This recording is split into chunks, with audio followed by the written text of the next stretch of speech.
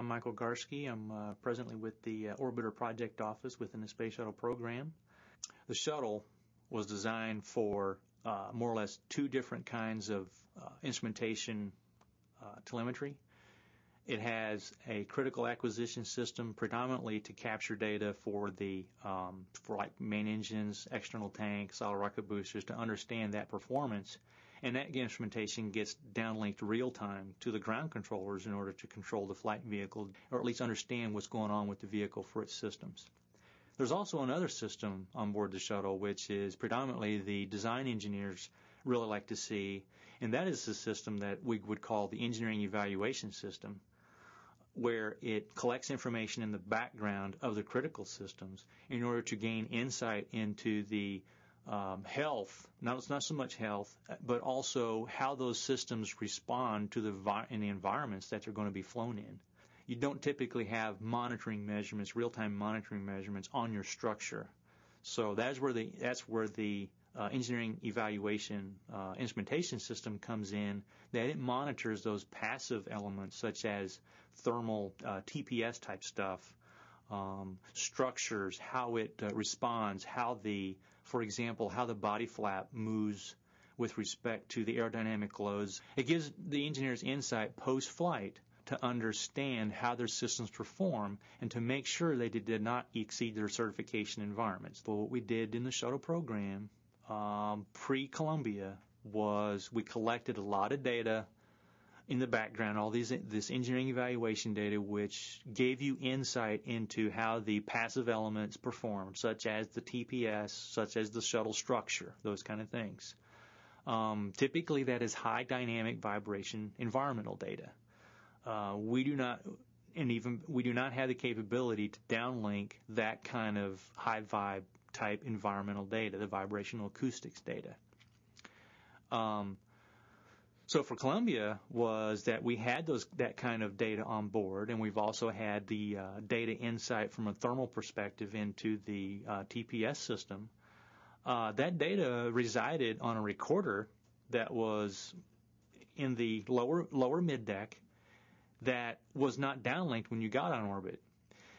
When I talked about before, when we have two instrumentation systems on board the shuttle, you have what they would call a critical instrumentation telemetry system, which is what the information you downlink in order to have insight into your critical operations.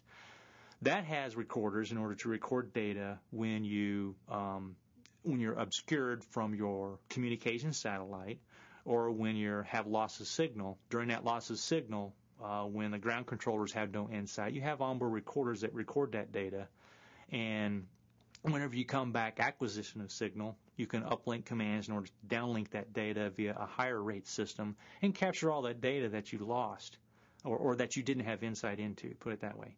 The problem with the engineering evaluation data is that it was stored on board a recorder, but there was no way to downlink that data in a real-time environment when you're on orbit. You could not downlink that data. That data was resident on that recorder, and it stayed there. So when we had Columbia, is that recorder just so happens was found, and the data that was extracted off of that was the key element in order for us to understanding what exactly happened during the ascent phase of flight of Columbia. So if we had not had that information, we would have never really had the true insight into what really happened to the vehicle. I'm Michael Garske. I'm presently with the Orbiter Project Office within the Space Shuttle program. We need to make sure that all the data, even the environmental vehicle health structure data, has some link in order to be able to downlink that data. Now, you may launch a spacecraft and not see anything that would cause you concern in order to downlink that data. That's fine.